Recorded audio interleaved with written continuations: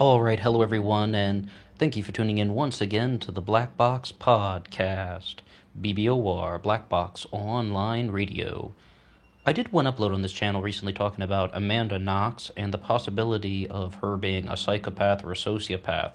The motivation for that was there's this channel out there called True Crimes, just simply True Crimes, and they have a couple of uploads about Amanda Knox, and it's 2019 now. And back when I was really following this case years ago, I had kind of come to the conclusion that Amanda Knox was most likely not guilty in the murder of Meredith Kercher back in Italy, along with some other people such as her boyfriend Raffaello, as kind of exonerating both of them. That was before I was ever doing anything like a true crime podcast. And I was just going through some of the uploads that have been put out about Amanda Knox recently. And this True Crimes channel really catches my eye because I think it highlights something very interesting about the Amanda Knox case. I'll post a link to the one that I was just watching because I didn't post a link to the first upload that I saw from True Crimes where they were kind of comparing like a psychology lecture with the behavior of Amanda Knox, because I don't even really think that it's something worth sharing. It's kind of not the best presentation, but I still wanted to talk about some of the ideas because, of course, they're saying some very bold statements. They're saying that Amanda Knox is a psychopathic killer because of her body language. I mean, that's a bold statement.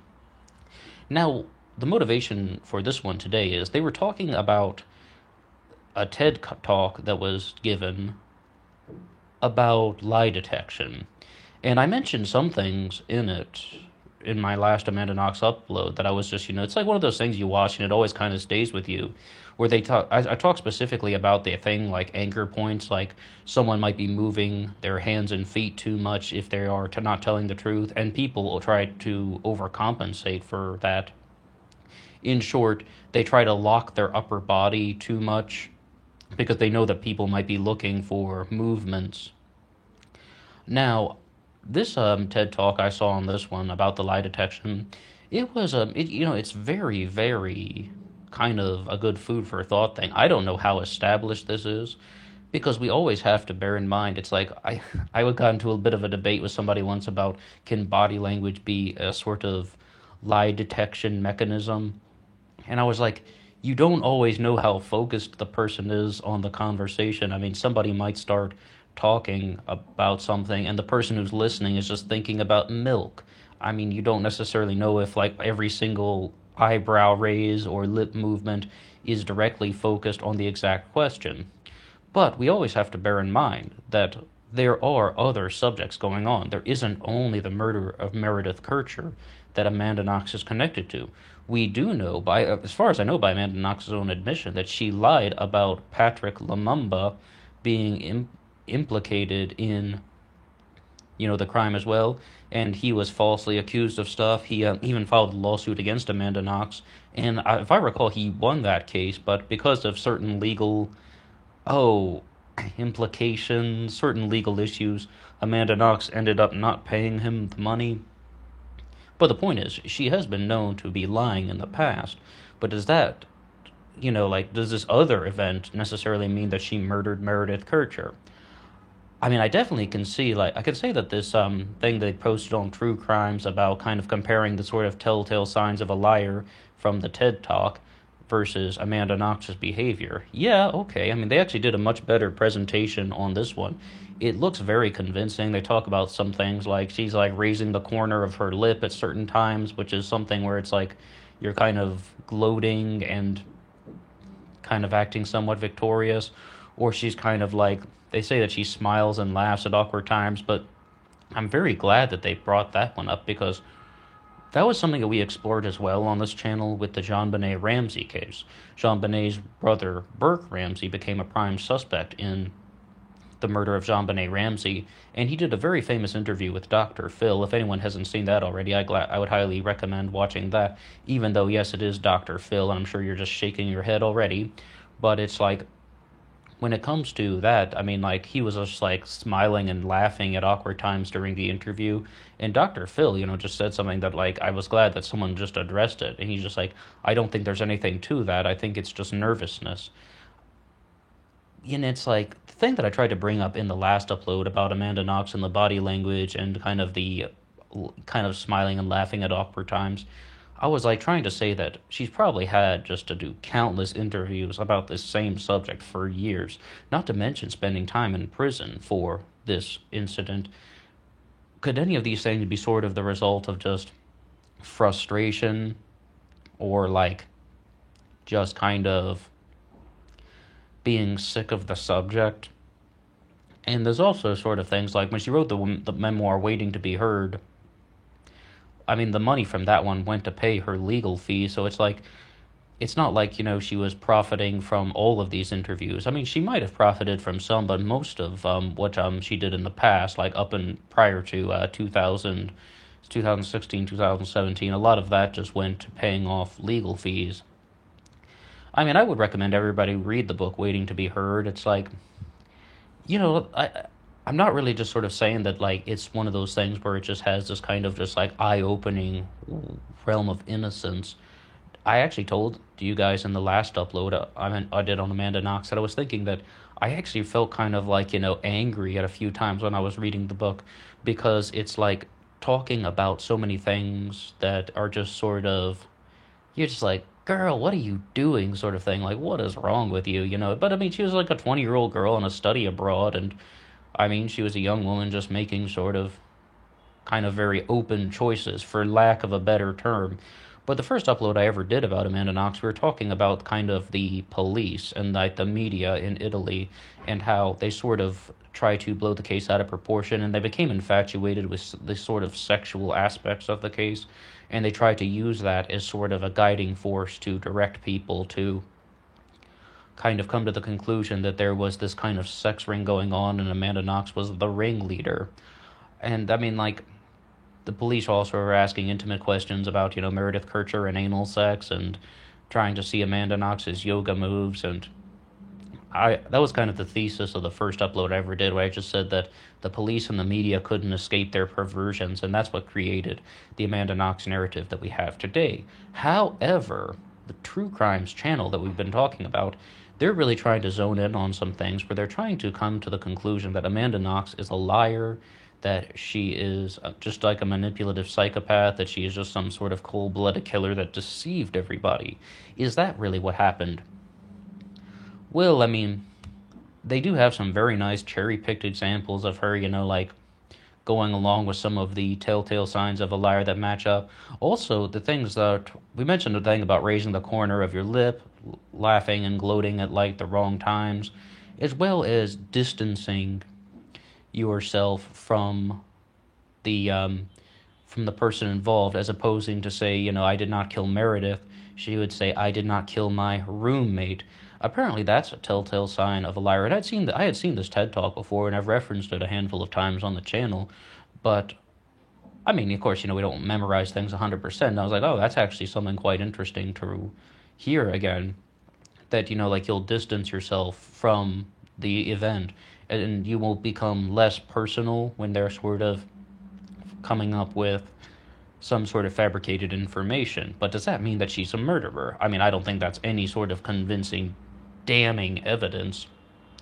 The other one that they brought up was Bill Clinton with his very famous line, I did not have sexual relations with that woman. And not only does he distance himself from Monica Lewinsky immediately, it's also he says, I did not have sexual relations, as opposed to I didn't.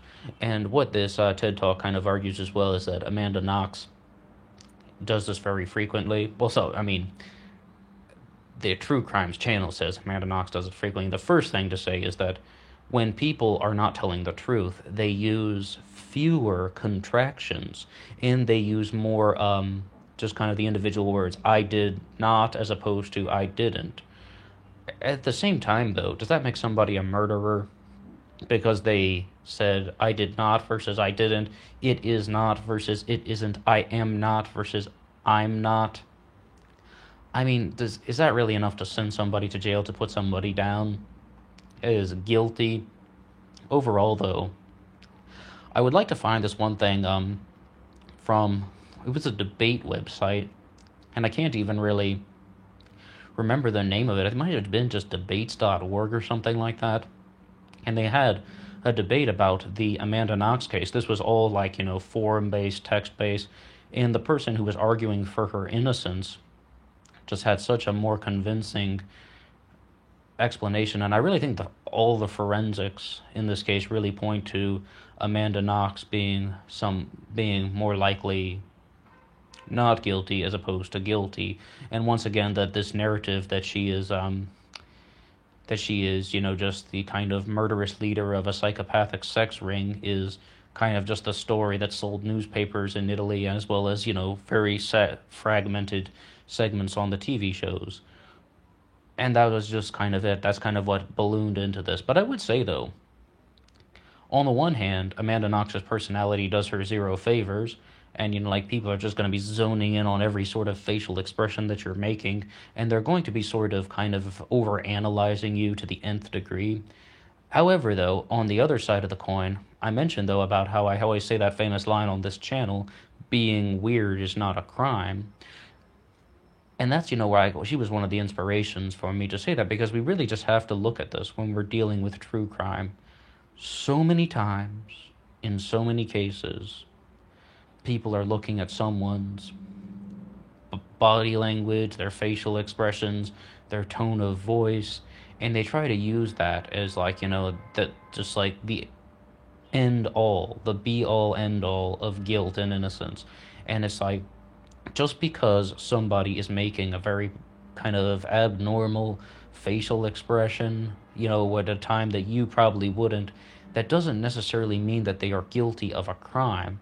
And this is one of the reasons why we can really turn more to the forensic evidence, as opposed to only sort of analyzing her body language. And once again, I do confess, though, that this presentation was pretty good, like, in its sort of, in its own convincing fashion, like, and I'll post a link to it from the True Crimes channel, their sort of kind of TED Talk analysis of Amanda Knox. It's a good presentation, like, and they have some very nice examples of matching things up about, the telltale signs of a liar versus some of her interview clips, but, highly, highly cherry-picked stuff. I just thought it was kind of like an entertaining presentation. Did Amanda Knox really murder her roommate? I don't really ever hold back what I believe on this channel, so I would say flat out, I'm going to say no. It was most likely done, by someone else who's already kind of been incarcerated for it. And it's like, it really just felt like it was a more attractive narrative for the media to go with vilifying her. She definitely does have certain kind of quirks and a certain sense of awkwardness about her, but once again, those things should also be attributed to nervousness, as well as being sick and tired of answering the same old questions about the death of her roommate. And we also always need to note that there are things that she is most likely not telling the truth about, such as, maybe certain details, maybe certain events, trying to hide this and that, but that doesn't necessarily mean that she had any involvement in the murder. She might have made certain mistakes, such as we talked about Patrick Lumumba, but at the same time, that doesn't necessarily mean that she committed the murder of Meredith Kercher, or that she even had any role in it at all, because like the sort of leader of the sex ring thing, that I think they more thought that she was kind of just directing the two other guys, Rudy and Raffaello, to kind of gang rape Meredith, this, that, and the other, but they're kind of putting her as the leader of the pack, as opposed to someone who is actually kind of going through with all the actions. But we can kind of explore this case some more. But, it's 2019 now, and I really thought that this one was going to be put to rest. But a lot of people are still, sharing a lot of this content online, and it's still going a very long way. Well, that's all for me now. What do you think about Amanda Knox? And what do you think about the human being able to detect other people's lies based on their body language and their gestures? We talked about many of them today, like moving the hands and feet too much, what we call the anchor points, lifting the corner of your lip, or locking up the upper body too much. One of them that we didn't get to mention was also making too much eye contact, because they sort of said that there's this thing about the eyes are the window to the soul. And this is going to sound like a weird example, but I would always watch The People's Court with Judge Marilyn Milian, and she would always insist that like the eyes are the window to the soul. I need to see the plaintiff's eyes and the defendant's eyes. But what I've actually heard is that the voice is actually a much better indicator of lie detection. That's why we have things like voice stress analysis, because people can sort of see that, just when you aren't looking at someone and you're listening only to their vocal cues, it's actually easier to detect whether or not someone is telling the truth. Like imagine if you just couldn't see any of the anything associated with the person, or you're just facing away from them and you're only listening to their voice, that can actually be an easier indicator of telling a lie versus telling the truth. And I remember very clearly being a kid. I would look people straight in the eye and tell them that it was a lie. It's like, I lost my homework. Sorry, teacher. Something like that. And like, I read on, and the teacher even told me, "You looked into my eyes and you lied to me." I was like, "Yes, I did. So what? I'm 9 years old and I didn't want to get in trouble." That's what human beings are like. Unfortunately, but the moral of the story is I learned my lesson. Yeah, no, I didn't. I was still I was a shit student in the fourth grade. Sorry. Yeah, okay. But I digress from that. The whole point is, we talked about several of the cues about human beings being able to kind of just detect lies without any sort of lie detection. We talked something about the voice and making too much eye contact, as well as that Bill Clinton stuff we mentioned, using contractions like I did not versus I didn't, using fewer contractions. Is that like a good telltale sign of lying? And distancing yourself from the person involved, such as I did not have sexual relations with that woman, is like the first thing that he would say, as opposed to Monica Lewinsky, or I did not kill my roommate instead of I didn't kill Meredith. Do you think that there's any truth to that stuff, or do you think that it's being a little bit overhyped by the people who are presenting it? If you have any comments to say at all, please drop something below, and let's talk about this next time.